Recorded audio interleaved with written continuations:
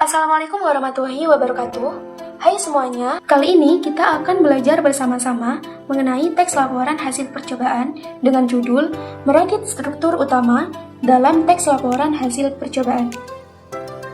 Tahukah kalian mengapa sih kita harus mempelajari tentang struktur utama teks LHP ini? Jadi, tujuan pembelajaran kita kali ini adalah agar dapat memahami dan membedakan struktur esensial dalam teks laporan hasil percobaan. Baik, jadi sebelum kita memasuki inti pembelajaran kita kali ini, kita akan mengetahui apa definisi dari teks laporan hasil percobaan. Jadi, teks laporan hasil percobaan atau sering disingkat dengan teks LHP merupakan jenis teks non-fiksi yang ditulis untuk melaporkan secara sistematis dan objektif seluruh kegiatan yang telah dilakukan, terutama dalam kegiatan penelitian. Nah, sekarang kita memasuki pada bagian inti pembelajaran, yakni struktur teks laporan hasil percobaan. Struktur yang pertama ialah tujuan. Jadi, dalam tujuan ini disebutkan bahwa hal apa yang ingin kita capai atau kita uji dalam penelitian. Yang kedua adalah alat dan bahan, di mana dalam alat dan bahan ini, kita sebagai peneliti harus menyiapkan barang apa saja yang kita butuhkan saat penelitian dilakukan.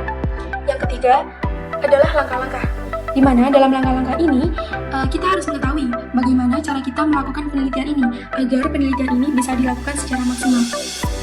Dan yang keempat adalah hasil percobaan, di mana dalam hasil percobaan kita menemukan beberapa data-data hasil penelitian yang telah kita lakukan. Dan struktur yang terakhir adalah simpulan. Dalam simpulan ini, kita mengaitkan dan merumuskan data-data tersebut menjadi satu makna yang utuh. Kali ini kita akan mencoba melakukan penelitian kecil bersama-sama mengenai lebih banyak mana kata kita atau kami dalam penggunaan kalimat persuasif. Yang pertama adalah tujuan. Mengapa kita melakukan penelitian kecil ini?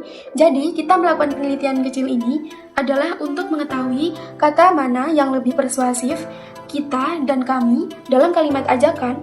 Yang kedua, alat dan bahan. Nah, dalam penelitian kecil ini, kita menyiapkan bahan seperti alat tulis, angket, dan lain sebagainya untuk mengetahui dan menyimpan hasil penelitian. Yang ketiga, ada langkah-langkah. Nah, langkah yang kita lakukan dalam penelitian kecil ini, yakni dengan cara membandingkan 7 responden kalimat ajakan. Misalnya, 4 orang menggunakan kita dan 3 orang menggunakan kata kami. Ternyata, dalam penelitian kecil kita kali ini, kita dapat menemukan hasil yang bisa kita simpulkan bersama-sama.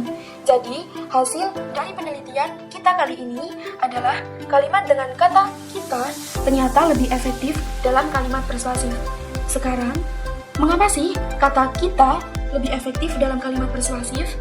Jadi, dapat kita simpulkan bersama-sama bahwa kata kita ini lebih efektif dalam kalimat persuasif karena menciptakan rasa kebersamaan, membuat ajakan terasa personal, dan lebih mudah diterima dengan banyak orang. Kesimpulan pembelajaran kita kali ini adalah teks laporan hasil percobaan atau sering disingkat dengan teks LHP merupakan jenis teks non-fiksi yang disusun secara sistematis dan objektif dengan mencakup 5 struktur esensial, yakni tujuan, alat dan bahan, langkah-langkah, hasil, serta simpulan. Melalui studi kasus kalimat persuasif tadi, ditemukan bahwa penggunaan kata kita lebih efektif dibandingkan kata kami.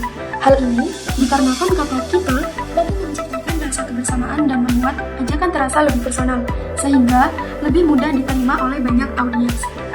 Sekian pembelajaran singkat kita kali ini mengenai struktur utama teks laporan hasil percobaan. Semoga dapat mengeksplorasi pengetahuan kita semua. Akhir kata, wassalamualaikum warahmatullahi wabarakatuh.